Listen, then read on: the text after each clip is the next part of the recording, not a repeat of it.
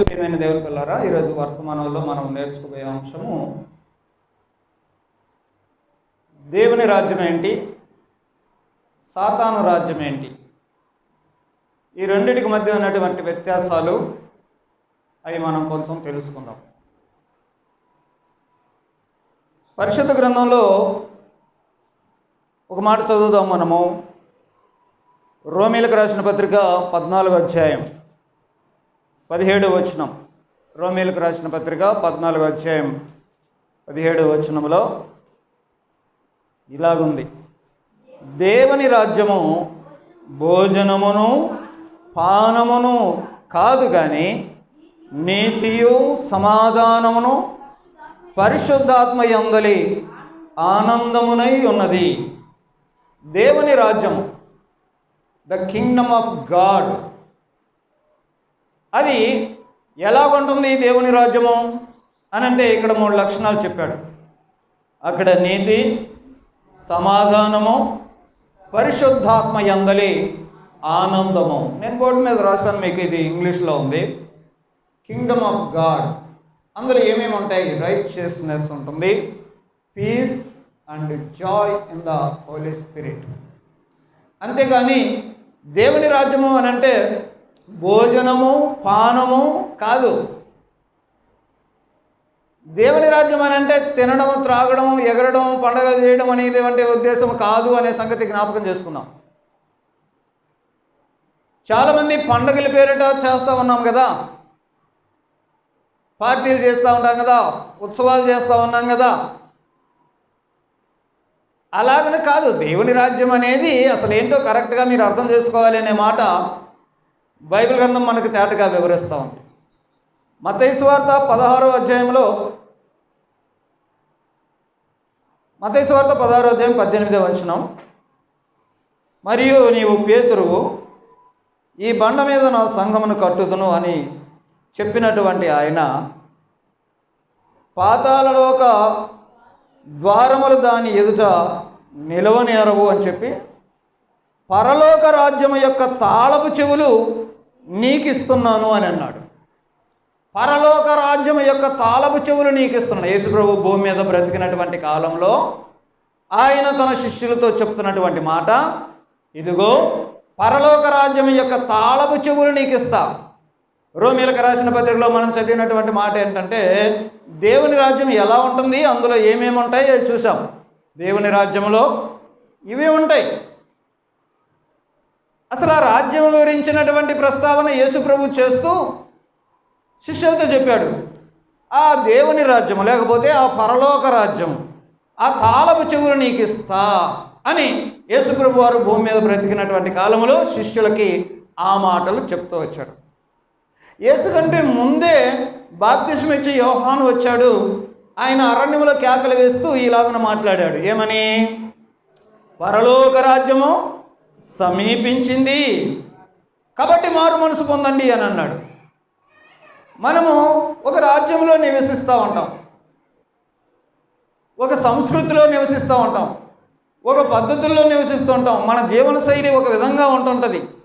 ప్రతి ప్రాంతంలో, ప్రతి ఏరియాలో వారి వారి జీవన శైలి, వారి వారి నాగరికత, వారి సంస్కృతులు, వారి ఆచారాలు, వారి పద్ధతులు ఇలాగున్నటువంటి కాలంలో మరి పరలోక రాజ్యం సమీపించింది కాబట్టి మారు మనసు పొందండి అని యోహాను చెప్తే, మరి ఏంటి, మేము ఉన్నదానికి సరిపోదా? కాదు కాదు, మారాలి అని అన్నాడు. కాబట్టి పరలోక రాజ్యము అనేది ఇప్పుడున్నటువంటి రాజ్యాలకి డిఫరెంట్గా ఉంటుంది. పిలాతు దగ్గర కూడా యేసు ప్రభు ఈ మాటలు అన్నాడు. పిలాతు అన్నాడు, చెప్పు, నాతో చెప్పు, ఇదిగో నీ మీద ఇన్ని ఆరోపణలు వస్తున్నాయి కదా యేసు, నిన్ను విడుదల చేయడానికైనా లేకపోతే శిక్షించడానికైనా నాకు అధికారం ఉంది, చెప్పు, నువ్వు రాజువా? నువ్వు రాజువా అని అంటే యేసు ప్రభు ఏమన్నాడు? నువ్వన్నట్టే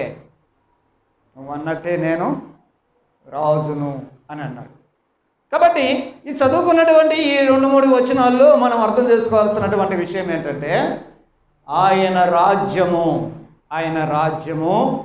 భూమి మీదకి వస్తుంది అనే విషయాన్ని, ఆయన రాజ్యము, ఆయన రాజుగా ఉంటాడు, అది భూమి మీదకి వస్తుంది. యోహాను సువార్తలో 3వ అధ్యాయం 5వ వచనంలో ఆయన ఒక పెద్ద ఆయనతో మాట్లాడుతున్నాడు యేసుప్రభు. 3వ అధ్యాయం 5వ వచనం. కంటతో చెప్పొచ్చు కదా, కంటతో వచ్చినప్పుడు. ఓకే.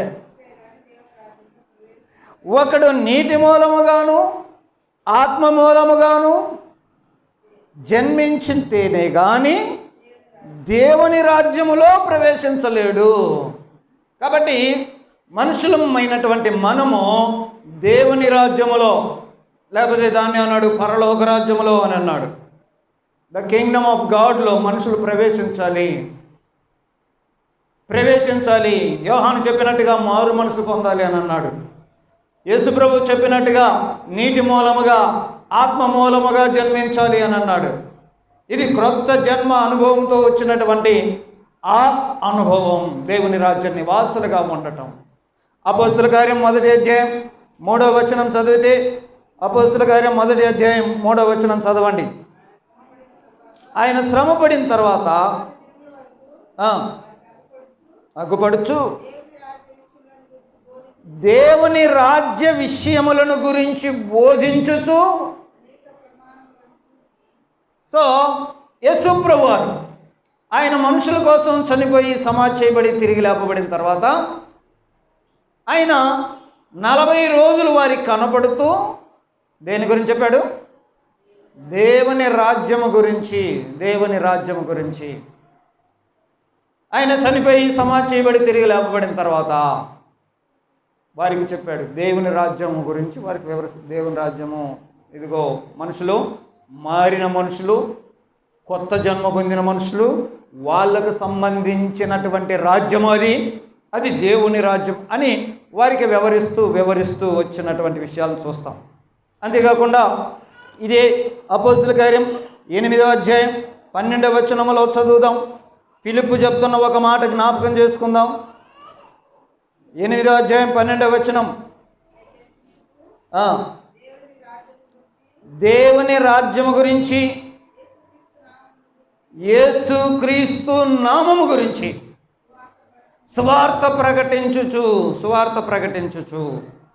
దేని గురించి చెప్తా ఉన్నాడు ఫిలిప్పు? దేవుని రాజ్యము గురించి చెప్తున్నాడు, యేసుక్రీస్తు గురించినటువంటి విషయాలు చెప్తున్నాడు. అది సువార్త. మీరు అర్థం చేసుకోండి, సువార్త కేవలం యేసుప్రభు గురించి చెప్పినటువంటి మాటలే కాదు ఆయన చెప్పింది. ఫిలిప్పు సువార్త మాత్రమే చెప్పలే, ఇంకేం చెప్పాడు? దేవుని రాజ్యం గురించి కూడా చెప్పాడు. దేవుని రాజ్యం గురించి చెప్తూ వచ్చాడు. అర్థం చేసుకోవాలి. ఇంకా చదువుదాము. 14వ అధ్యాయం 22వ వచనంలో ఏం చెప్తున్నాడు అని అంటే, శిష్యుల మనసులను దృఢపరిచి విశ్వాసమందు నిలకడగా ఉండవలనని అనేక శ్రమలను అనుభవించి మనము దేవుని రాజ్యంలో ప్రవేశించాలి అని వారిని హెచ్చరించును. కాబట్టి దేవుని రాజ్యములో ప్రవేశించాలి అని అంటే ఇంకా ఏం చెప్తున్నాము? అనేక శ్రమలు కూడా అనుభవించాలి అని అన్నాడు. అంతకుముందు ఒక మాట జ్ఞాపకం చేశానా? మీరు వెళ్ళే మార్గము విశాల మార్గం కాదు. ఏ మార్గం? ఇరుకు మార్గం. ఈ మార్గంలో దేవుని రాజ్యంలోకి చేరాలి అని అంటే శ్రమలు అనే మాటలు చూస్తాం. ఇంకా 20వ అధ్యాయం 25వ వచనం చదువుదాం. ఇదిగో దేవుని రాజ్యము గురించి ప్రకటించుచు నేను మీ మధ్య సంచరించుచుంటిని, మీలో ఎవరునూ ఇక మీదట నా ముఖం చూడరు అని నాకు ఇప్పుడు తెలుస్తుంది పౌలు అంటున్నాడు. దేని గురించి చెప్పాడు? దేవుని రాజ్యము గురించి నేను మీకు ప్రకటించుచుంటిని. ఇంకొక మాట కూడా చదివితే 28వ అధ్యాయం అపోస్తుల కార్యంలో 23వ వచనంలో, అతని ఒక దినము నియమించి అతని బసలోనికి అతని ఎందుకు అనేకులు వచ్చిరి. ఉదయం నుండి సాయంకాలం వరకు అతడు దేవుని రాజ్యము గురించి పూర్తిగా సాక్ష్యమిచ్చుచు మోషే ధర్మశాస్త్రంలో ప్రవక్తల్లో సంగతులు ఎత్తి యేసు గురించినటువంటి వివరంగా బోధించుచు వారిని ఒప్పించుచుండు. ఇప్పుడు చదువుకున్న ఈ మాటలన్నీ మీరు ఏం వింటున్నారు అని అంటే, అపోస్తల కార్యములో ప్రకటించిన వారు కేవలం సువార్త మాత్రమే ప్రకటన చేయలేదు. ఇంకేం ప్రకటన చేశారు? దేవుని రాజ్యము గురించి ప్రకటన చేశారు. దేవుని రాజ్యము గురించినటువంటి ప్రకటన చేశారు. ప్రియమైన దేవుని పిల్లారా, దేవుని రాజ్యం అంటే ఏంటో ముందు మీరు అర్థం చేసుకోవాలి. యేసు ప్రభువుని నమ్మాము, యేసుక్రీస్తు సువార్త ప్రకటించారు, ఓకే, ఒప్పించుకున్నాడు, బాగానే ఉంది. అలాగిన ఒప్పించబడినటువంటి వారు, దేవుళ్ళలోకి వచ్చినటువంటి వారు, వారికి ప్రకటించబడినటువంటి విషయం ఏంటంటే దేవుని రాజ్యము గురించి వారికి చెప్పాడు. దేవుని రాజ్యం అంటే అర్థమైందా? అసలు దేవుని రాజ్యం అంటే అర్థమేంటి? ఎక్కడ ఉంటుంది అది? ప్రియులారా, ఇంకా మనం కొన్ని వచనాలు చదివితే, కొలసీలకు రాసిన పత్రిక మొదటి పత్రిక 4వ అధ్యాయం 20వ వచనం చదువుదాం. కొలసీలకు రాసిన పత్రిక 4వ అధ్యాయము 20వ వచనంలో, దేవుని రాజ్యము మాటలతో కాదు శక్తితో ఉంది. అదే 6వ అధ్యాయంలో చదువుదాం. 6వ అధ్యాయంలో 10వ వచనం, దొంగలైనా, లోబులైనా, తాగుబోతులైనా, దూషకులైనా, దోచుకుని వారైనా దేవుని రాజ్యానికి వారసులు కానేరరు. సో దేవుని రాజ్యము అని అంటే, ప్రకటన గ్రంథం మొదటి అధ్యాయం 9వ వచనం చదువుదాం. ప్రకటన గ్రంథం 1వ అధ్యాయం 9వ వచనం, మీ సహోదరుడును యేసును బట్టి కలుగు శ్రమలోను, రాజ్యములోను, సహనములోను పాలివాడనైన యోహాను అను నేను దేవుని వాక్యము నిమిత్తం, యేసును గురించిన సాక్ష్యము నిమిత్తం పద్మాసు దీపములో పరవాసినై ఉంటిని. రాజ్యములో నేను మీతో పాలివాడను. ఇంకా మనం చాలా విషయాలు చదవచ్చు.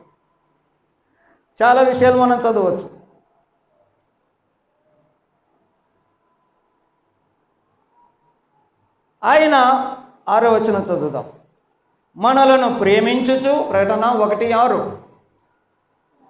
తన రక్తము వలన మన పాపముల నుండి మనల్ని విడిపించిన వానికి మహిమయు ప్రభావమును యుగ యుగములు కలుగునగాక, ఆమేన్.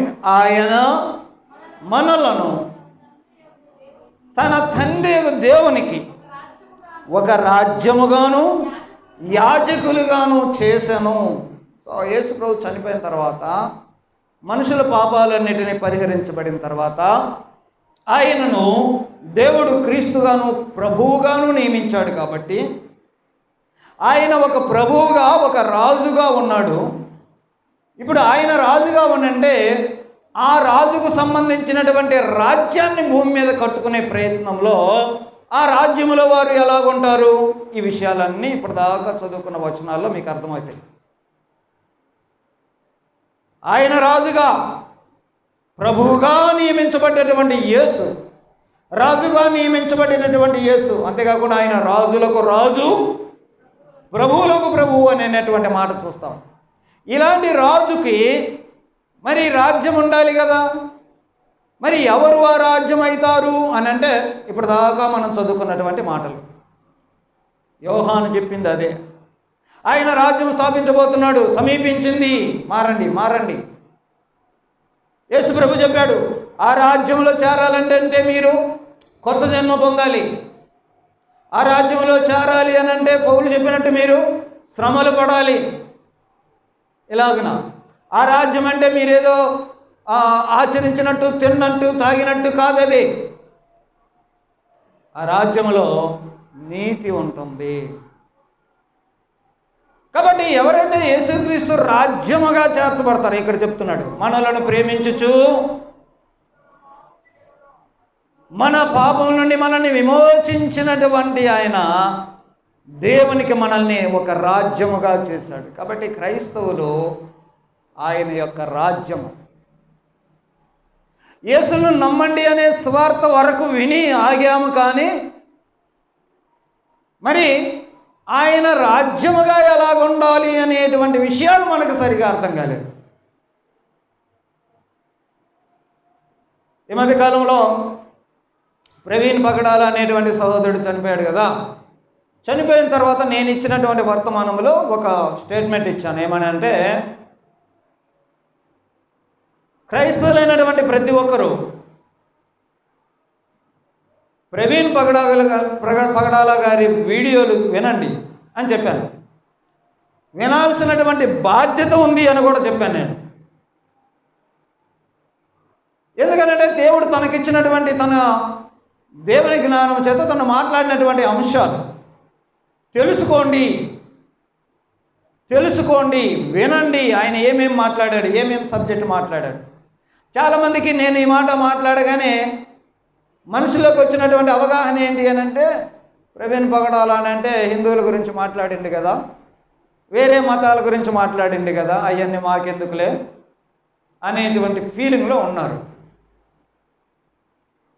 ఆయన వేరే మత గ్రంథాల గురించి మాట్లాడినటువంటి మాటలు అవి కొన్నే, కానీ క్రైస్తవులు ఎలాగుండాలో ఎక్కువగా వినండి. ఆయన మాట్లాడేది ఎక్కువగా రాజు, దేవుని రాజ్యం, వాళ్ళు ఎలాగుంటారు, వాళ్ళు ఎలాగుండాలి, క్రైస్తవులు ఎలాగుండాలి, ఈ విషయాలే మాట్లాడుతూ వచ్చాడు. ఎలాగ ఉండకూడదు, ఇప్పుడు ఎలాగ సమాజం ఉంది క్రైస్తవ సమాజం, వేరే మతాల్లో ఉన్నటువంటి విషయాలను ప్రస్తావించడమే కాదు ఆయన చేసింది, క్రైస్తవ మతములో ఉండేటువంటి విషయాలను ఆయన ఎంతగానో చెప్పాడు. వాటిని ఒకసారి వినండి అని నేను అందరికీ సలహాలు ఇస్తాను. మా సహోదరులు సేవకులు కొంతమంది కలుసుకుంటాము, వాళ్ళకు నేను ఈ మాటలు చెప్పాను. నేను అయ్యా ఇప్పటి నుంచి ప్రవీణ్ పగడాల చేసినటువంటి ఆ ప్రసంగాలు వీడియోలు వినండి, మనకు అనేకమైనటువంటి సంగతులు తెలియపరచబడతాయి అని నేనంటే, ఒక సేవకుడు అన్నాడు, అది అతనికి దేవుడిచ్చిన పరిచర్యలే అన్నా, ఎవరికి వారు పరిచరిస్తే ఎవరికి వాళ్ళు చేసుకుంటుంటారు అని అన్నాడు. నేనన్నాను, దేవుడు ఒక రకంగా ఒకరికి ఇస్తాడా? అపోస్తల కార్యంలో చదివాం, మనము గ్రంథాల్లో చాలా వరకు చదివాం. ప్రకటించబడింది, ఏం ప్రకటించబడింది? సువార్త ప్రకటించబడింది యేసు గురించి. ఆయన మీకోసం ప్రాణం పెట్టాడు, మీకోసం చనిపోయాడు, మీ పాపల కోసం ఆయన మరణించాడనే సంగతులు ప్రకటించారు. అంతేకాకుండా ఇంకేం ప్రకటించారు? దేవుని రాజ్యం గురించి ప్రకటన చేశారు. కాబట్టి నమ్మడం ఎలాగో చెప్పారు యేసును. నమ్మిన తర్వాత నమ్మి ప్రభువులోకి వచ్చినటువంటి వారు ఆయన రాజుగా ఉంచుకొని ఆయన రాజ్యంగా ఎలాగుండాలో చెప్పారు. అది కదా. ఇంతకు మించి ఏమైనా పరిచర్యలు దేవుడు చేపిస్తాడా? వేరేగా నువ్వు ఏ పరిచర్యన్నా చెయ్యి, ఎవరి పరిచర్య వాళ్ళదంట. ఓకే, మరి ఎవరి పరిచర్య వాళ్ళదే అయినప్పుడు దేవుని రాజ్యము ఇలా కాకుండా ఇంకా ఎలాగన్నా ఉంటుందా? మీరు చెప్పండి. లేదు, దేవుని రాజ్యం అంటే ఇలా ఉంటుంది అని బైబిల్ చెప్తా ఉంది. దేవుని రాజ్యం అంటే మరోలా ఉంటుందా? ఎలాగుంటుందో మీరు తర్వాత మాట్లాడుకుందాం. ఇప్పుడు ఎలాగ ఉంటుందో, అది ఎలాగున్న దేవుని రాజ్యము కాదో తర్వాత మాట్లాడుకుందాం. మనం వినండి ప్రియమైన దేవుని పిల్లరా, దేవుని యొక్క రాజ్యముగా మనం ఉండాలా. మనము దేవునిలోకి వచ్చినప్పుడు యేసుప్రభుని ఏమని అంగీకరించామో ఒకసారి జ్ఞాపకం చేసుకుందాం. రోమీయులకు రాసిన పత్రిక 10వ అధ్యాయంలో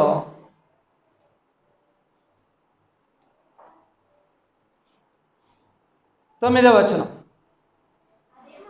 అదేమనగా యేసు ప్రభువు అని నీ నోటితో ఒప్పుకొని దేవుడు మృతుల్లో నుండి ఆయనను లేపాడు అని నీ హృదయమందు విశ్వసించిన ఎడల నీవు రక్షించబడదు. ఇక్కడ ఏమని ఒప్పుకుంటున్నావు? యేసు ప్రభువు అని ఒప్పుకుంటున్నావు, అంటే నాకు రాజు అని ఒప్పుకుంటున్నావు.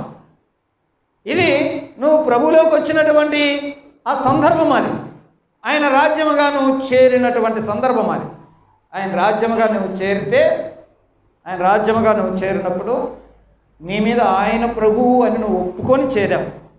దాని కొరకు నువ్వు హృదయంలో విశ్వసించావు, మారు మనసు పొందావు, బాప్తిస్మం తీసుకున్నావు, నీటి ద్వారాను ఆత్మ మూలముగాను క్రొత్తగా పుట్టిన అనుభవంలోనికి వచ్చావు. అంతేకాకుండా ఇందులోకి రావడానికి నువ్వు చాలా శ్రమలన్నీ ఎదుర్కొన్నావు లేదా కదా? స్థానిక సంఘ సభ్యుడిగా ఉండడానికి నీకు సమాజంలో అంత ఈజీగా రాణించారు నిన్ను కాదు కదా? సో ఇలాగ దేవుని రాజ్యముగా వచ్చినటువంటి మనం ఎలాగ ఉండాలి అనే విషయాలను కూడా చూస్తూ ఉన్నాం. సో అక్కడ ఏముంది అని అంటే, వచ్చినటువంటి వారు రావడమే కాదు, వచ్చిన వారు ఎలా బ్రతకాలో ఈ విషయాన్ని ప్రవీణ్ గారు చాలా సంగతులు చెప్పాడు. అందుకని వినమంటున్నా నేను, అందుకని వినమంటున్నా. ఇక్కడ ఏముంటుంది? ఇందులో నీతి ఉంటుంది. ఒక మాట చదువుదాం. మత్తయి సువార్త 5వ అధ్యాయం 20వ వచనం. మత్తయి సువార్త 5వ అధ్యాయం 20వ వచనం. శాస్త్రుల నీతి కంటేను పరిసయ్యుల నీతి కంటేను మీ నీతి అధికము కాని ఎడల మీరు పరలోక రాజ్యములో. శాస్త్రులు పరిసయ్యులు వారి నీతి ఎలాగుంది? చాలా పద్ధతిగా బ్రతుకుతుంటారు, ఉపవాసాలు ఉంటారు, దశభాగాలు ఇస్తూ ఉంటారు, నిష్ఠ నియమాలతో ఉంటారు. మీరు చూడండి, ప్రపంచంలో ఏదైనా నిష్ఠగా ఉండే మతం ఏదైనా ఉందంటే యూదులను మించిన నిష్ఠ ఎక్కడ కనపడదు. అలాగుంటారు పరిసయ్యులు, శాస్త్రులు. వారి నీతి కంటే మీ నీతి అధికమవ్వాలి. కాబట్టి ఇప్పుడు దేవుని రాజ్యముగా నేను ఉండాలి అని అంటే వాళ్ళకంటే బెటర్గా ఉండాలి అనే సంగతి మనకు అర్థమవ్వాలి కదా. మరి వాళ్ళు అవి చేశారు, వారి దశంభాగాలు ఇస్తామన్నారు. వారి నీతి కంటే మీ నీతి అధికం కావాలంటే మీరు ఎలాగ ఉండాలి? దేవుని రాజ్యంలో ఉంటే ఎంత ఇవ్వాలా? ఆ విషయం మనకు అర్థమవుతుందా? దీన్ని మళ్ళీ కొంతమంది దశంభాగాలని కాంట్రవర్సీ చేస్తాడు. ఈయనేందో ఇంకా ఎక్కువ ఇవ్వమంటున్నాడు అని అంటున్నారు అనుకుంటారేమో. ఆదిమ క్రైస్తవులు తమకు కలిగిన స్థిర ఆస్తుల్ని మొత్తం ఇచ్చేశారు. అంటే ఎంత పర్సెంట్ ఇచ్చారు? 100% ఇచ్చారు. నువ్వు దేవుని రాజ్యంలోకి వచ్చిన తర్వాత నీకు కలిగిన వాటన్నిటి మీద ఆయన ప్రభువు, అయ్యా మొత్తం నీదేనయ్యా. ఇప్పుడు మొత్తం ఆయనకి ఇచ్చేస్తే మరి నువ్వేట బతకాలా? బతికేడా? మన మైండ్ ఎలాగ ఉండాలనంటే మనకు కలిగిందంతా ఆయనదే. అది దేవుని రాజ్యములో ఉండేటువంటి వారు అర్థం చేసుకుంటారు. అయ్యా మొత్తం నీదేనయ్యా, పిల్లల ఫీజులు కట్టాలయ్యా, దానికి ఒక 10,000, కరెంటు బిల్లు కట్టాలయ్యా, ఇదిగో దీనికింత, బియ్యం కావాలయ్యా, ఎవరి డబ్బులని ఆయనే. మీకు అర్థమవుతుందా అండి? దేవుని రాజుగా చేసుకున్నటువంటి వాడు, ఆ రాజ్యంలో ఉన్నటువంటి వారి నీతి ఎలాగ ఉంటుంది అంటే, నాకు వచ్చిన 100 రూపాయల్లో 10 రూపాయలు ఆయనకి ఇవ్వాలన్నట్టుగా ఉండదు. నా జీవితమే ఆయనది, నాకు కలిగినవే ఆయనవి, అంతా ఆయనదే, నా అవసరాలు కూడా ఆయనే తీర్చేవి, ఇదిగో వీటిని ఇలాగ వాడేస్తాను అని జాగ్రత్తగా వాడతాడు. సో ఇప్పుడు డబ్బుల్ని ఎలాగా వాడతాడు? పోయి బార్ షాప్కి పెడతాడా? పోయి ప్యాకెట్ ఆడతాడా డబ్బులు? వినండి, సో ఓవరాల్గా ఏమవుతుందంటే లైఫ్ స్టైల్ మారిపోతుంది. నీతి ఉంటుంది, ఆ నీతి వాళ్ళకంటే బెటర్గా ఉండాలి అనే మాట చూస్తాం. ఇంకేమి ఉన్నాయి? రోమీలకు రాసిన పత్రిక 15వ అధ్యాయము, రోమీలకు రాసిన పత్రిక 15వ అధ్యాయం 13వ వచనం.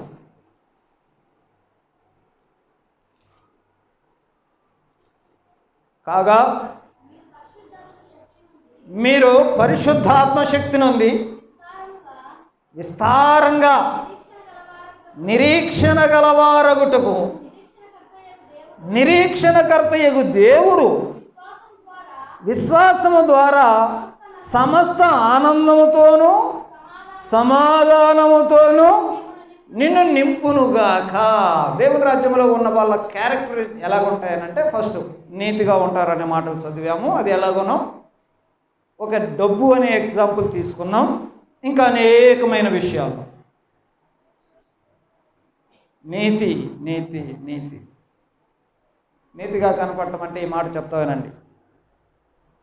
అంతేకాకుండా సమాధానముగా, ఇక్కడ అద్భుతమైన ఈ వచనం, పరిశుద్ధాత్మ శక్తిని పొంది విస్తారంగా నిరీక్షణ గలవారగుటకు నిరీక్షణకర్తయగు దేవుడు విశ్వాసం ద్వారా, మీ విశ్వాసం ద్వారా సమస్త ఆనందముతోనూ సమాధానముతోనూ నింపునుగాక.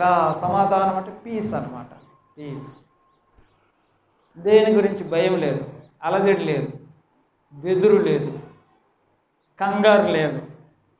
సమాధానం అంటే అది పీస్ఫుల్గా ఉండటం, పీస్ఫుల్గా ఉండటం. అంతేకాకుండా పరిశుద్ధాత్మ యందలి ఆనందము. గలతీ పత్రికలో చదువుదాం, 5వ అధ్యాయం, గలతీ పత్రిక 5వ అధ్యాయం 22వ వచనం. పరిశుద్ధాత్మతో ఉంటే ఏమేమి ఉంటాయి ఆ విషయాలు చూస్తాం. ఆత్మ ఫలం ఏమనగా, చూడండి, పరిశుద్ధాత్ముడు ఒక్కడే.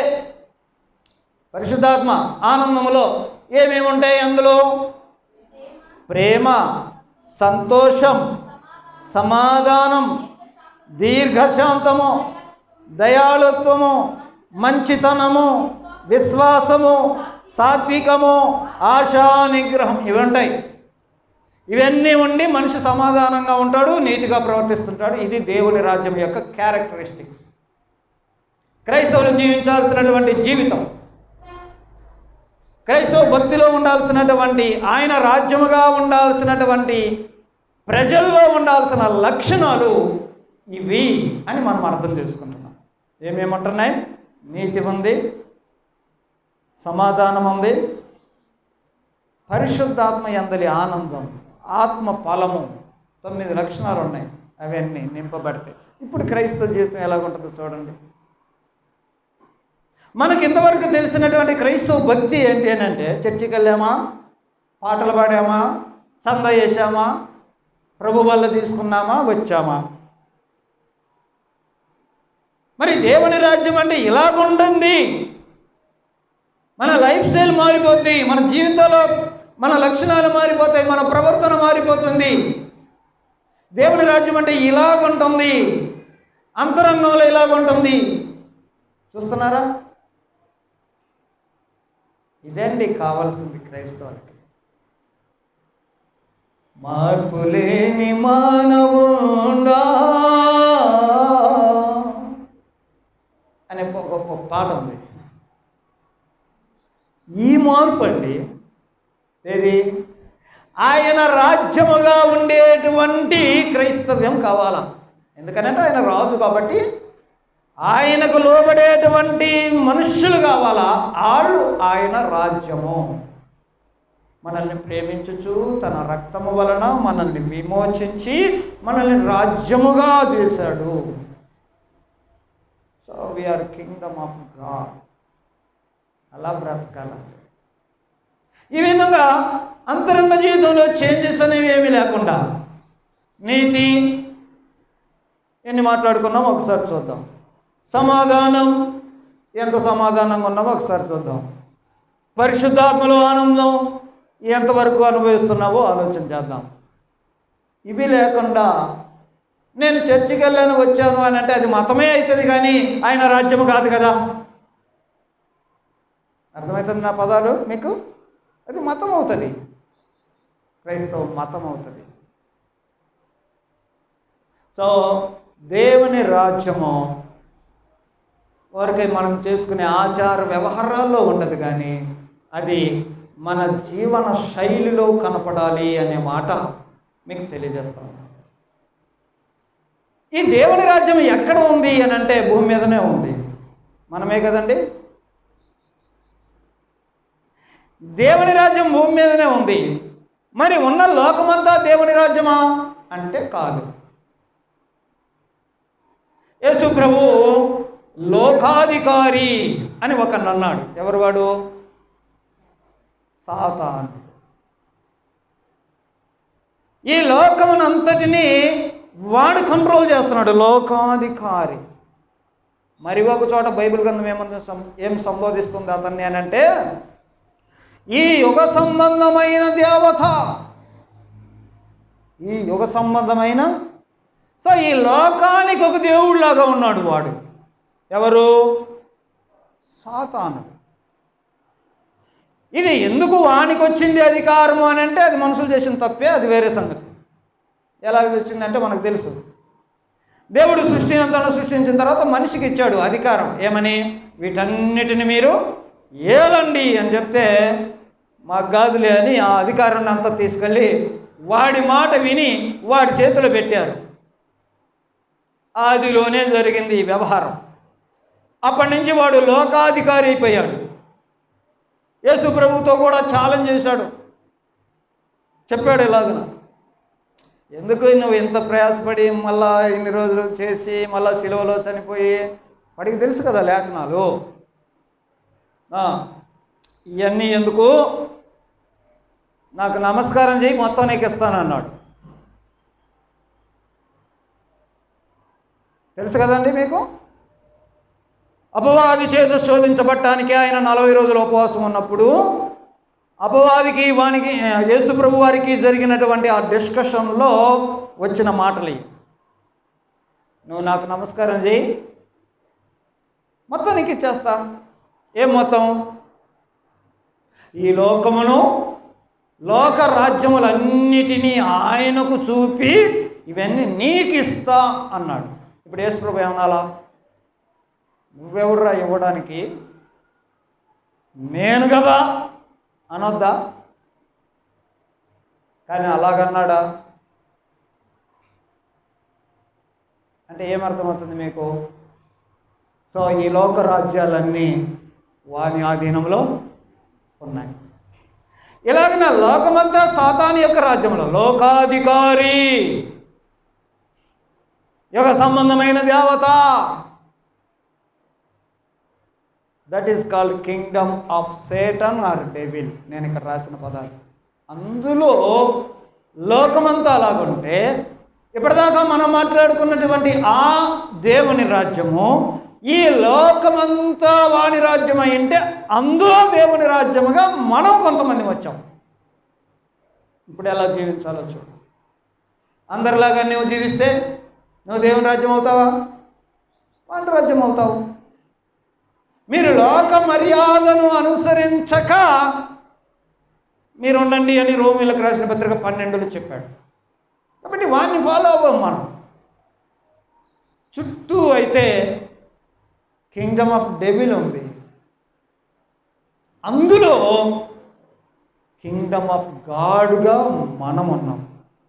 ఇది క్రైస్తవుని జీవితం. ప్రియమైన దేవుని పిల్లారా, ఈ విషయాన్ని మనము ఆలోచన చేస్తే ఈ సాతాను రాజ్యంలో, దేవుని రాజ్యంలో ఏమేమి ఉంటాయో చూసాము. సాతాను రాజ్యం, మిగతా రాజ్యము, వాటిలో ఏమున్నాయి? దీని గురించి కొంత మనం అర్థం చేసుకుంటే ప్రియులారా, సాతాను రాజ్యం అంతా ఉంటే మనం కూడా వాని బ్యాచే, ప్రభువులోకి రాకముందు అవునా కదా, వాని కిందనే ఉన్నాం, వాని ఆధీనంలోనే ఉన్నాం. సాతాను రాజ్యముగానే ఉన్నాము. ఆ వచ్చేటప్పుడు ఆ రాజ్యాన్ని మనము ఎదిరించి మరీ బయటకు వచ్చాం. అందుకని పేతురుతో చెప్పిన మాటలు మరలా మీకు జ్ఞాపకం చేస్తాను. నేను ఈ బండ మీద నా సంఘమును కట్టుదును, పాతాళలోక రాజ్యములు దాని ఎదుట నిలవనేరవు ఈ సంఘం ముందు. కాబట్టి పరలోక రాజ్యం యొక్క తాళపు చెవులు నీకిస్తున్నాను. నువ్వు దేన్ని బంధిస్తావో అది బంధించబడి ఉంటుంది, దేన్ని విడిచిపెడతావో అది విడిచిపెట్టబడతాయి. కాబట్టి సాతాను రాజ్యములో దేవుడు సంఘాన్ని ఏర్పాటు చేసుకున్నాడు. దాన్ని పరలోక రాజ్యం అని కూడా అన్నాడు. ఆ రాజ్యాన్ని ప్రారంభము పేతురుతోని చేయిస్తాను అని తాళపు చేయి నీకు ఇస్తాను అన్నాడు.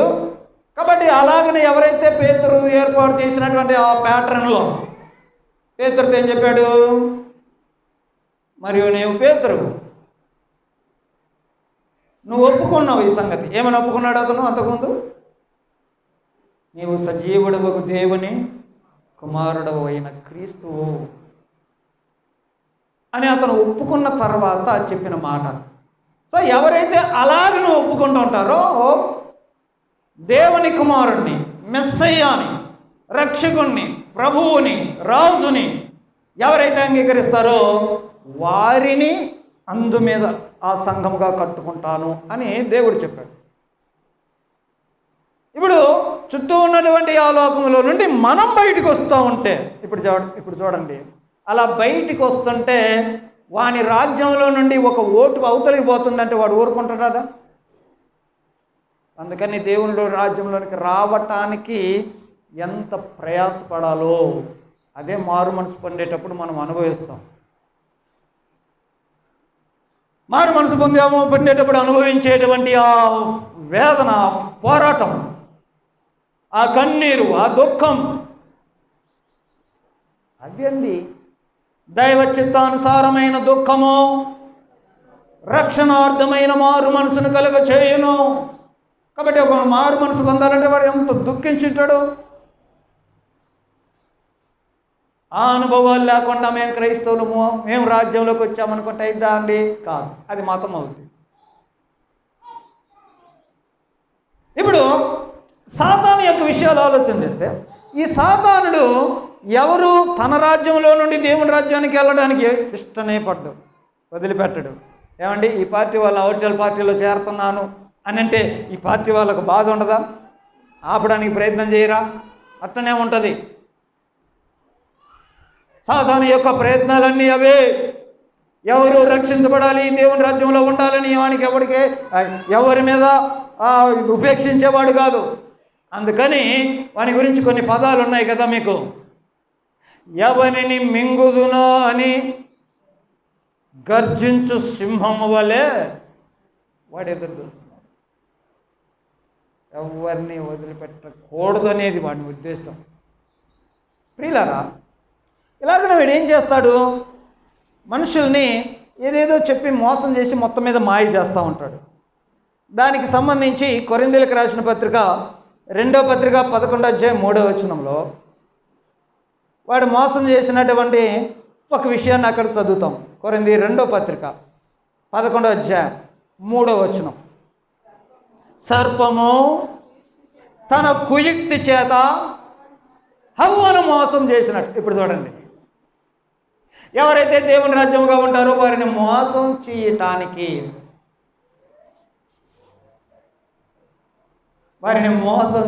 ఏదైనా తోటలో చక్కగా దేవుని ఫెలోషిప్లో ఉన్నారు, వాళ్ళు కుయుక్తి చేత మోసం చేశాడు అని.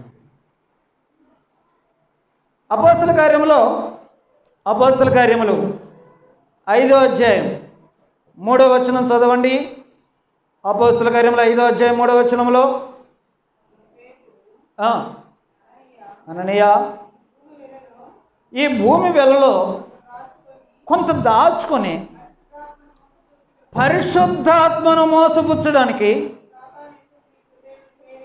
సాతాను ఎందుకు ప్రేరేపించింది? ఇప్పుడు చూడండి, అననీయ సప్ఫీరాలు మొత్తం ఇస్తున్నాము అని బిల్డప్ కొడుతూ ఉన్నారు. ఎందుకనంటే సగం ఇంట్లో దాచిపెట్టుకొని వచ్చి అందరు ఇస్తున్నారు కదా, మొత్తం చరస్థిరాస్తులు నమ్మి మేము కూడా ఇస్తున్నాం అని అందరిలాగా చూపుకోవడానికి ఏదో చూపుకుంటున్నారు. కానీ ఇంట్లో భార్యాభర్తలు ఇద్దరు మాట్లాడుకొని సగం ఇంట్లో పెట్టుకొని సగమే తెచ్చారు. అది వాళ్ళు చేసిన పని. దానికి పేతురు భక్తుడు ఏమని మాట్లాడుతున్నాడంటే, సాతాను ఎందుకు మిమ్మల్ని ప్రేరేపించింది? దేవుని రాజ్యముగా వచ్చిన వారిని ఎలా మోసం చేస్తున్నాడో చూడండి.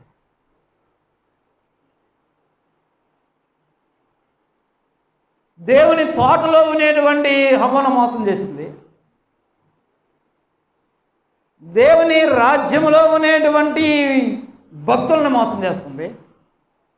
ఇంకా చదివితే తెస్సలోనికీయులకు రాసిన 2వ పత్రిక 2వ అధ్యాయం 10వ వచనం చదువుదాం.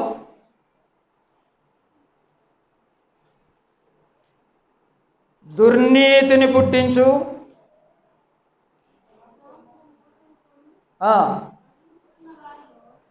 దుర్నీతిని పుట్టించు సమస్త మోసంతో నశించుచున్న వారిలో సాతాను కనపరచు బలమును అనుసరించి ఉండును అని అన్నాడు.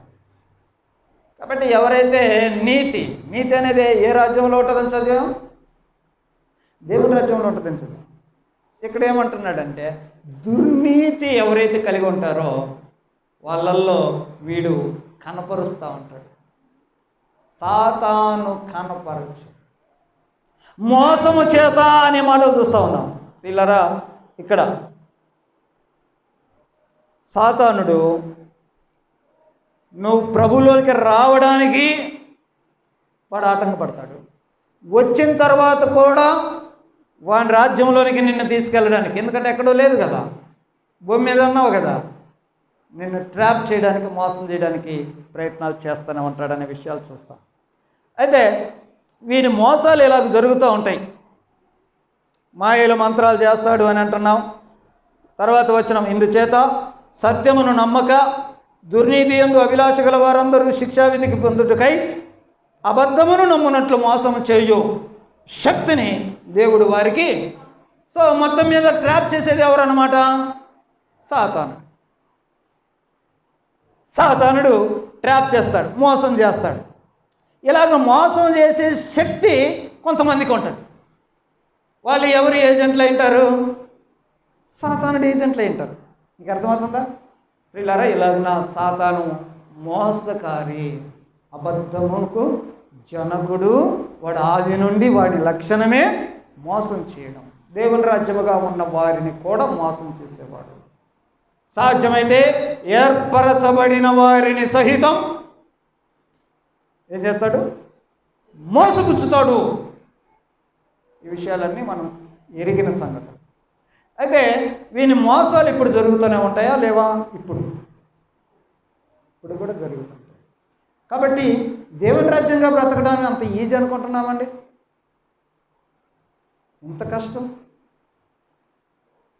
భయముతో వణుకుతో నీ సొంత రక్షణ కొనసాగించుకో. ఎందుకంటే నువ్వు దేవుని రాజ్యముగా ఈ భూమి మీద బ్రతుకాలి. నువ్వు దేవుని రాజ్యపు లక్షణాలతో నువ్వు ఈ భూమి మీద బ్రతకాలి. నువ్వు ఇలాంటి సమయంలో నిన్ను మోసం చేసి నిన్ను ట్రాప్ చేయడానికి, ఎందుకంటే వాని దగ్గర నుంచి వచ్చావు కాబట్టి, నిన్ను ఏ కాడికి దేవుని దగ్గరికి చేర్చుకుంటాడు వాడు ఎంత ప్రయత్నాలు చేస్తూ ఉంటాడు. గర్జించు సింహం వలె ఎప్పుడెప్పుడు పట్టాలా అని చూస్తూ ఉంటాడు. ఈ అవగాహన మనకు ఉండాలి కదా.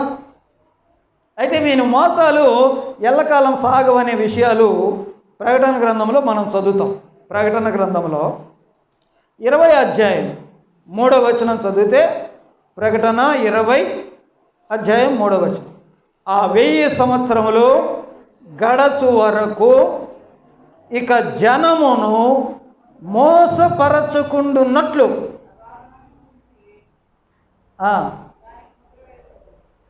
ఇక ఎప్పుడు అని అంటే ఒకరోజు వాడికి రాబోతుంది. ఇక జనాల్ని మోసం చెయ్యకుండా ఎన్ని సంవత్సరాలు? ఒక 1000 సంవత్సరాలు వాడు బంధించబడతాడు. అప్పటిదాకా ఏం చేస్తాడనంటే ఇదే ప్రకటనలో 10వ అధ్యాయం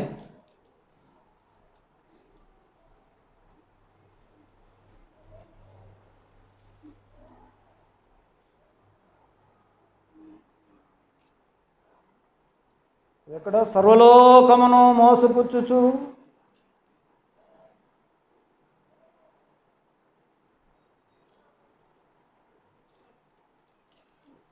పన్నెండో అధ్యాయం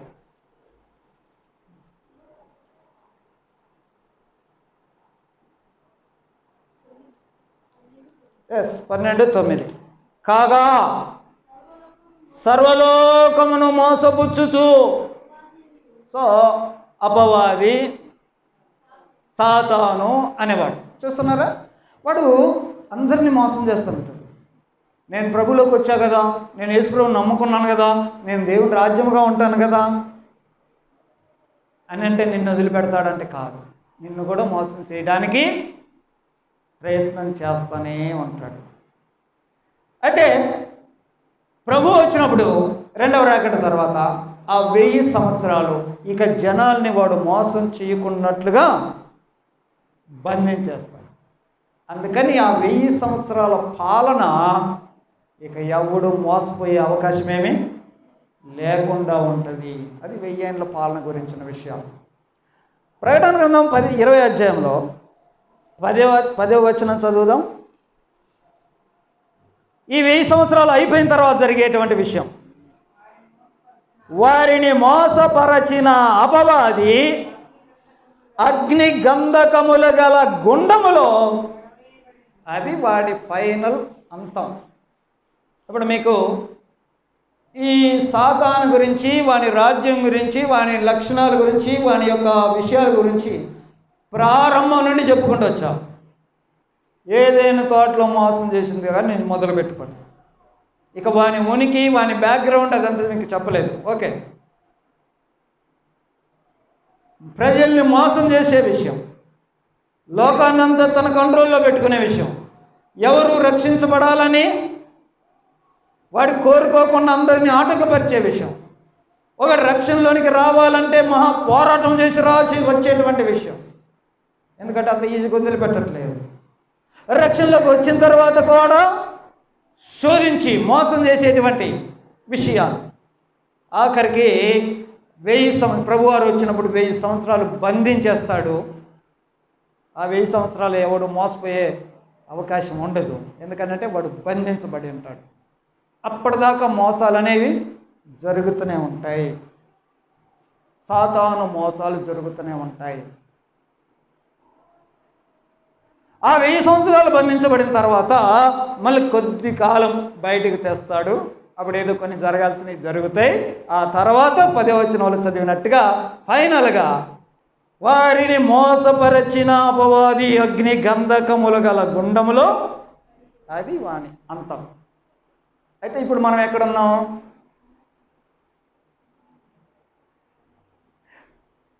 సాతాను ఏలేటువంటి ఒక రాజ్యములో యేసు ప్రభును అంగీకరించిన దేవుని రాజ్యముగా మనం ఉన్నాము. మరి నువ్వు ఎలాగుండాలా? వాని రాజ్యం ఎలాగుంటుంది? కొన్ని పదాలు నేను రాసా. డార్క్నెస్, అంధకార సంబంధమైన అనే పదం ఉంటుంది బైబిల్లో. ఏమండి, వాని రాజ్యం ఎలాగుంటుంది? అంధకార సంబంధమైన, లేదా ఒక చీకటి రాజ్యం, ఒక చీకటి రాజ్యముగా ఉంటుంది. చీకటి ఏంటి? చీకటి అని అంటే చీకటి వాస్తవాలు కనపడకుండా దాచిపెట్టేది చీకటి, అంతేనా? చీకటి అంటే ఏంటి? ఉన్న బలంగా చీకటి పడింది అనుకో, ఈ కుర్చీ ఇక్కడ ఉంటుందా ఉండదా? ఉంటుంది, కానీ కనపడుద్దా? ఉన్న బలంగా చీకటి పడిపోయింది. వాస్తవాన్ని కనపరచకుండా ఉండేది వాని రాజ్యం. వాని రాజ్యం ఎలాగుంటుంది చూడండి. ఏదైనా విషయాల్ని దాచిపెట్టుకుంటారు. చాలామంది తప్పులు దాచిపెట్టుకుంటుంటారు. ఏ రాజ్యంలో ఉన్నట్టు అతను? చెప్పండి, ఏ రాజ్యంలో ఉంటావు?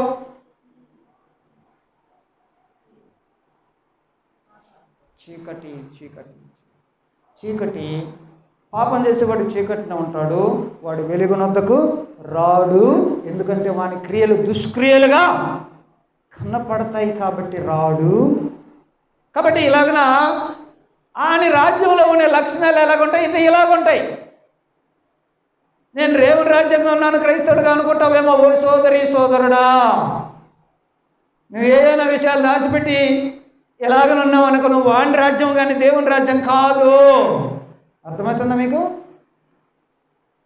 మనము దేవుని రాజ్యంగా ఉండాలి. ఇంకేముంది అని అంటే డిసీజ్ ఉంటుంది అని చూస్తాం. డిసీజ్ అంటే రోగాలు, సాతాను సంబంధించినటువంటి రోగాలు చాలా వస్తాయి.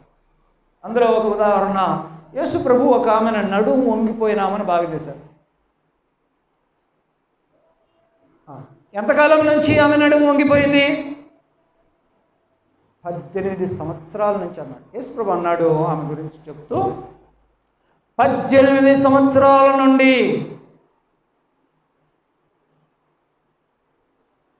సాతాను బంధించిన ఈమె అన్నాడు. కాబట్టి ఆ నడుము వంగిపోయే ఆ జబ్బు దేనివల్ల వచ్చింది? సాతాను వల్ల. వీళ్ళరా అంతేకాకుండా సాతాను వల్ల ఇంకా ఏమొస్తాయి అని అంటే వానిది డెత్ ఉంటుంది, వాని రాజ్యంలో. అంతే కదా, సావు. దాని గురించి మీకు వచనాలు అవసరం లేదు. అంతేకాకుండా ఇక్కడ ఒక మాట చదవాలి, డిసెప్షన్ అనే మాట చదువుతాం. డిసెప్షన్ అంటే ఏంటంటే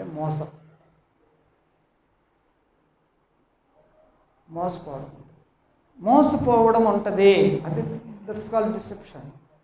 అంటే మనం బాగానే ఉన్నాం అనుకుంటుంటాం, క్రైస్తవులు అనుకుంటుంటాం, కానీ మనకు తెలియదు ప్రమాదంలో ఉన్నామని, మనం రాంగ్ రూట్లో వెళ్తున్నామని తెలియదు. నేను ఇందాక ఒక మాటలు మాట్లాడానే, ఒక సేవకునితో నేను ఇలాగ చెప్తే, ఆయన పుస్తకాలు చదవండి సత్యం తెలుస్తుంది అని అంటే, ఎవరి పరిచర్లు వాళ్ళు వేయలేనా అని అన్నాడు. నేనన్నా, అమ్మ తేజ అరటి పండుగ పిల్లలు పడతారని చెప్తున్నాడు, మరి అది కూడా దేవుడిచ్చిన పరిచర్యనా అని అన్నా. మీరేమంటారు? మరి ఆయన ఏమంటున్నాడు? దేవుడు నాకు ఇచ్చిన పని, నాకు ఇచ్చిన పరిచర్య అంటున్నాడు కదా ఆయన. ఏమంటారు మీరు? మరి అతన్ని అనుసరించేటువంటి ఎంతమంది? ఇప్పుడు చూద్దాం డిసెప్షన్ ఎలా జరుగుతుందో. ప్రేమ దేవుని పిల్లరా, చాలా విషయాలుగా పరిశుద్ధాత్మ పేరట మోసాలు జరుగుతూ ఉంటే, మోసపోతూ ఉంటే ప్రజలు గ్రహించలేని స్థితిలో ఉన్నారు. ఇలాగన సాతానుడు కూడా ఈ డైరెక్ట్గా చెప్పడు. వాడు సాతానుడిగా ఇప్పుడు మనకున్నటువంటి సాతాను ఎట్లా ఉంటాడు? ఊహ. మీకున్న పిక్చర్ ఏంది చెప్పండి? సాతానుడు ఎట్లుంటాడు? నల్లటి డ్రస్సు, కొమ్ముడు, పిక్చర్ అంటున్నానండి. వాడు ఆత్మలేండి, అది వేరే సంగతి. కానీ మీకు సాతాను అంటే గుర్తొచ్చే పిక్చర్ ఎట్లా ఉంటుంది? నల్లగా కొమ్ములు వేసుకొని, పుర్రెలన్నీ వేసుకొని, ఎట్లా ఆ విధమైన పిక్చర్తో ఇక్కడికి వచ్చి ఏదన్నా మీకు చెప్పాడు అనుకోండి, నమ్ముతారా మీరు? నమ్మరు. అందుకని వాడు ఏం చేస్తాడంటే, సాతానుడు కూడా ఏ వేషం వేసుకుంటాడు? వెలుగుదోల వేషం వేసుకొని వచ్చి ఇక్కడ చెప్తాడు. చెప్పేది ఎవరు? వాడే. కానీ కనబడేది ఎలా కనబడతాడు? ఇలాగన పరిశుద్ధాత్ముడు కూడా కార్యాలు చేస్తాడు. ఆ పరిశుద్ధాత్ముని పేరిట జరిగేటువంటి మోసాలు అనేకం ఇప్పుడు జరుగుతూ ఉన్నాయి. మోసపోవద్దు అనే విషయాలు మీకు నేను చెప్తాను.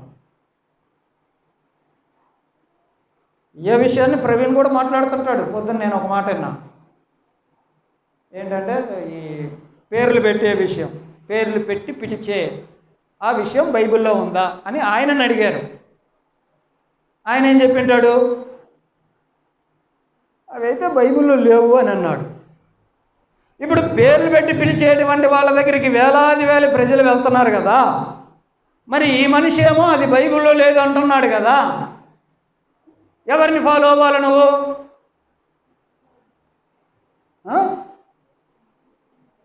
అదే ఈ మనిషి చెప్పే అవే. మోసపోకండి, అలాంటి బైబిల్లో లేవు అని చెప్తున్నాడు. మోసపోవద్దు. సత్యం ఎక్కడ ఉంటుందో దానికి నకిలీ కూడా ఉంటుంది. నిజమైన నోటు ఉంటే ఆ నోటుకి నకిలీ నోటు కూడా తయారు చేస్తాడు. పరిశుద్ధాత్ముడు కార్యాలు అంటే అలాగనే కనపరిచే అనేకమైన సాతాను క్రియలు కనపడతాయి. ఇందాక మనం తెస్సలోనిక పత్రికలో ఒక మాట చదువుకున్నాం. ఏంటది? సత్యమును నమ్మక దుర్నీతి యందు అభిలాష కలిగి వారు అబద్ధాన్ని నమ్మేటట్టుగా మోసం చేసే శక్తి చాలామందికి ఇస్తాడు, వాడుకుంటుంటారు. అలాంటి వాటిని వెంబడించే వాళ్ళందరూ కూడా మోసపోతున్నారన్న సంగతి వాళ్ళకి తెలియదు. That is called deception. ఇది వాణి ట్రాప్. అది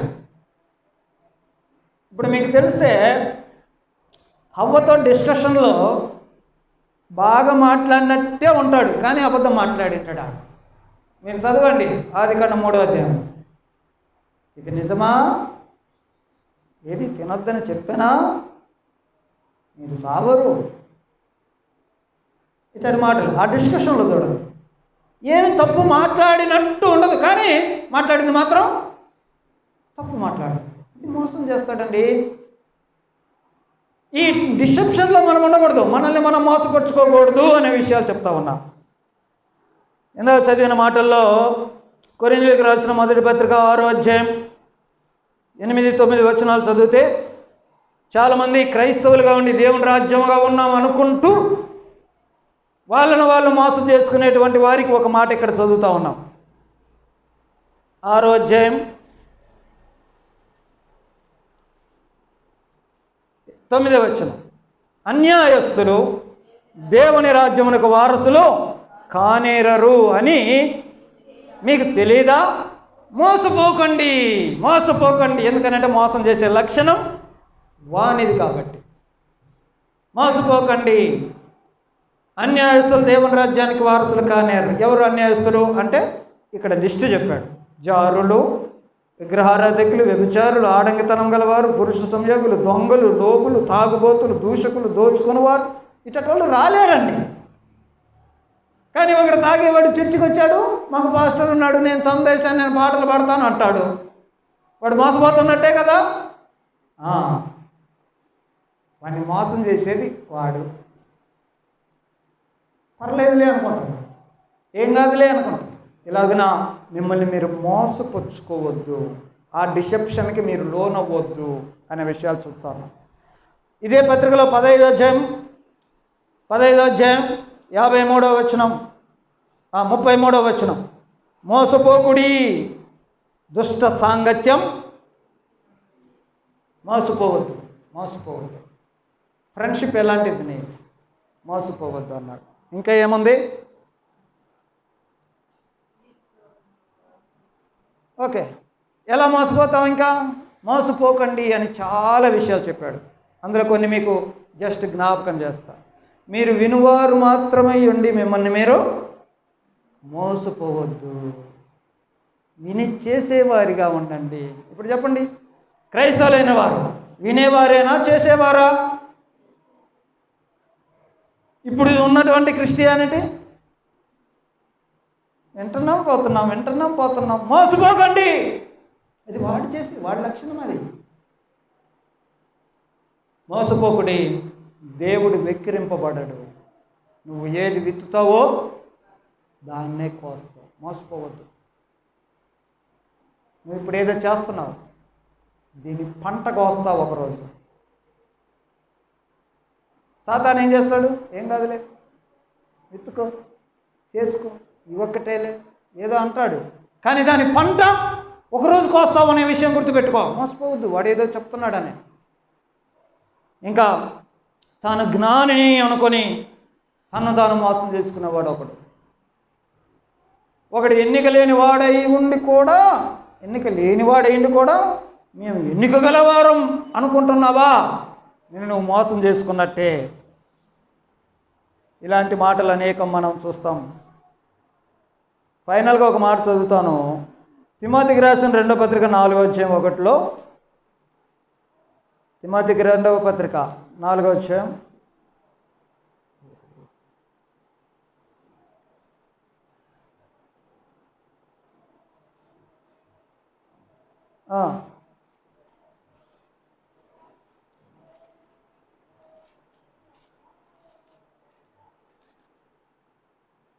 మొదటి పత్రిక చదువుతా వినండి. అయితే కడవరి దినములలో కొందరు అబద్ధికుల వేషధారణ వలన మోసపరచు ఆత్మలయందు దయ్యముల బోధయందును లక్ష్యముంచి విశ్వాస భ్రష్టులగుదురని తేటగా చెప్పుచున్నారు.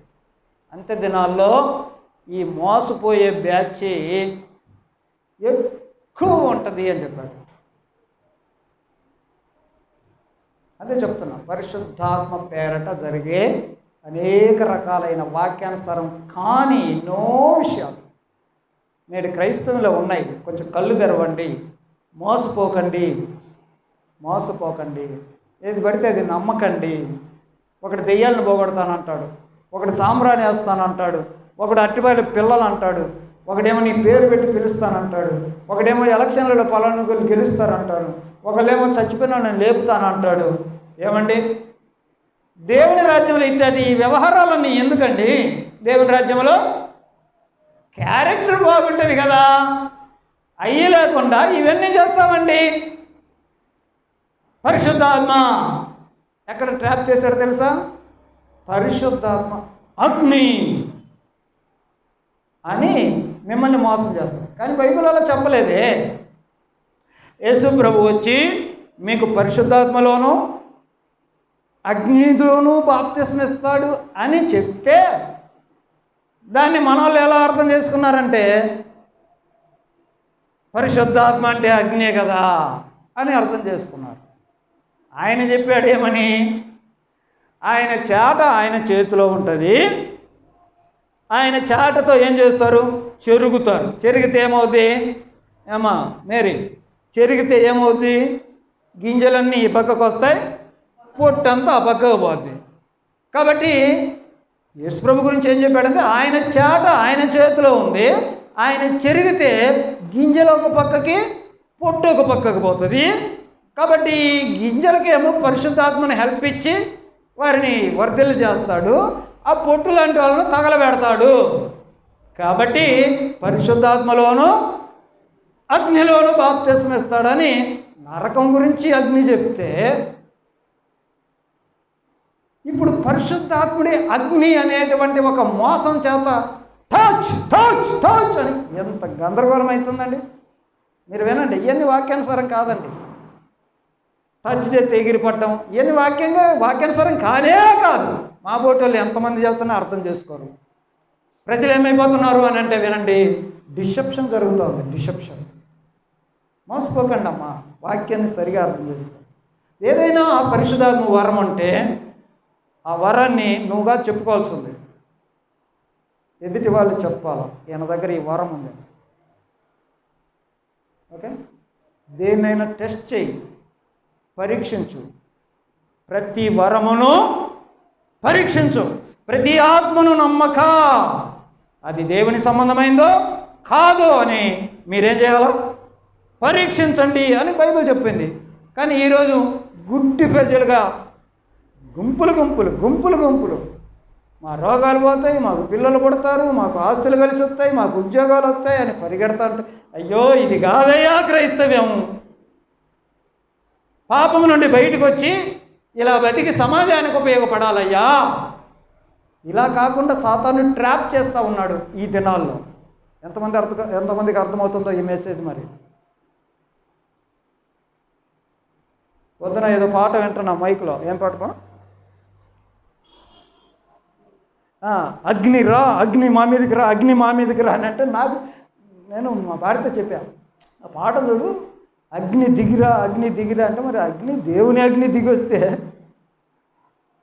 ఆయన దహించు అగ్ని కదా, ఆయన దిగి వస్తే మరి వీళ్ళు ఎట్ట బతుకుతారబ్బా అని అన్నా నేను వీళ్ళతోటి. కానీ ఇప్పుడు ఆ పాట రాసిన వాళ్ళు, పాడుకునే వాళ్ళ ఉద్దేశం ఏంటి? అగ్ని అని అంటే పరిశుద్ధాత్మ అగ్ని అనుకుంటారు. పరిశుద్ధాత్మ అగ్ని కాదు నాయనా.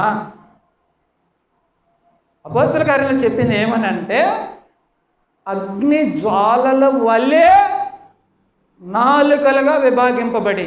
ఇప్పుడు అగ్ని కీలలు వస్తాయి కదా, పెద్ద మంట వచ్చేటప్పుడు అగ్ని వస్తాయి కదా. పరిశుద్ధాత్ముడు అలా వచ్చి ఒక్కొక్కళ్ళ మీద రాలాడు అని ఉంది, కానీ అక్కడ అగ్ని వచ్చిందని ఉందా? కాకపోతే గొప్ప శబ్దం వచ్చింది కదా, అగ్ని కాదు కదా. ఇప్పుడు చూడండి, బైబిల్ లాగానే ఉంటుంది, కానీ అది బైబిల్ మాట కాదు. ఇది డిసెప్షన్ అంటే అదే మోసం. సాతానుడు అవన్నీ చేస్తాడు. ఇంకో మాట, డివిజన్ చేస్తాడు. డివిజన్, విడగొడతాడు, ఐక్యత ఉంచడు. పరిశుద్ధాత్మ ఏం చేస్తాడు? ఐక్యత కలిగిస్తాడు. ఎఫెసీ 4లో ఆ మాట ఉంటుంది. మరి విడగొట్టేది వాని పని. అర్థం చేసుకోండి. మన చర్చి పైన పేరు ఉంటుంది. ఏం పేరు? చిన్న కంబం క్రైస్తవ సంఘం అని ఉంది. ఇది ఏ డినామినేషన్? మీరు చెప్పండి, ఏ డినామినేషన్? మనం అందరినీ కలుపుకోవాలనుకుంటుంటాం, ఓకే. కానీ కొంతమంది డివిజన్ చేసేవాళ్ళు, అది వాని లక్షణం. వాళ్ళు ఏమంటారు తెలుసా?